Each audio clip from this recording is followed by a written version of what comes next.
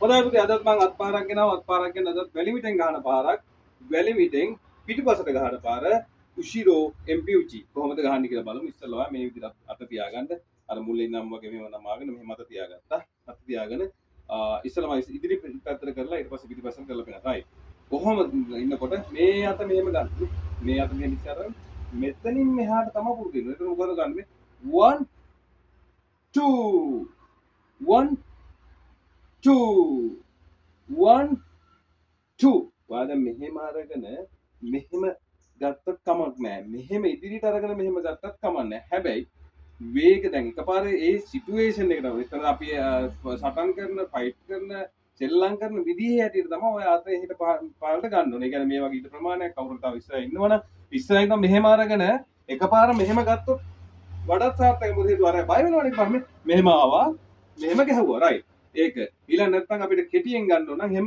මෙහෙම ගහන්න මේ මෙතනින් අරගෙන එකපාර මෙහෙම ගහන්නත් පුළුවන්. මෙහෙම ඉන්නවත් එක්ක මෙහෙම පස්සට දාන්නත් පුළුවන්. ඒතර හිතෙන්නේ නැහැ යාට ගහනවද කියලා. ඒතර වදිනවා. ඒක ටිකක් ඔළුවේ තියාගන්න. අපි පහර හදාගමු දැන් රයිට් මම මේ පැත්තට මම දැන් අර ඉස්සරහට අරගෙන කරලා පෙන්නන්න. 1 නේ ඉස්සලා පුරුදු එක.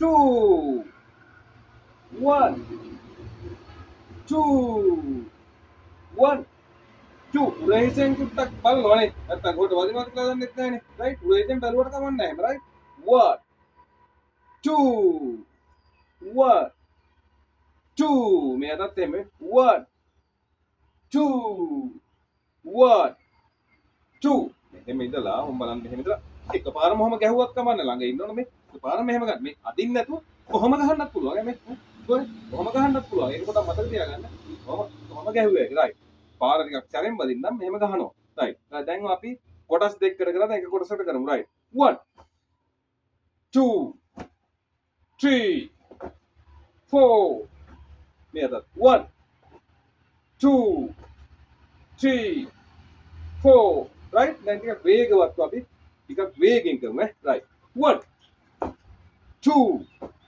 3 4 මේක 1 2 3 4 5 right දැන් පුරුදු වෙනවා මෙහෙම එක තැන ඉඳන් ඒකත් මේ 1 2 3 එක තැන මේ 1 2 3 ඊළඟට බර දාලා ගහන්න ඒ කියන්නේ පිටිපස්සේ ටිකක් ඉන්නවනම් වේගෙන්ම ගහන්න ඕන නම් මේ මෙහෙම හිටියා කකුල මෙතන චුට්ටක් තිබ්බා මේ කකුල තිබ්බා අයියෙන් ගම ගත්තා මේ සම්බ 1 2 3 කකුල ඕනෑමට දේවන්න එපා මේකට පහරක් ගියොත් එන්නේ රයිට් නෝමල් ගහන්න මේ 1 2 3 රයිට් හොඳයි උසිරෝ MPUG එහෙමයි ගන්න ඒකත් ඉගෙන ගන්න නැවතත් වීඩියෝ එකකින් එන්න බොහොම ස්තුතියි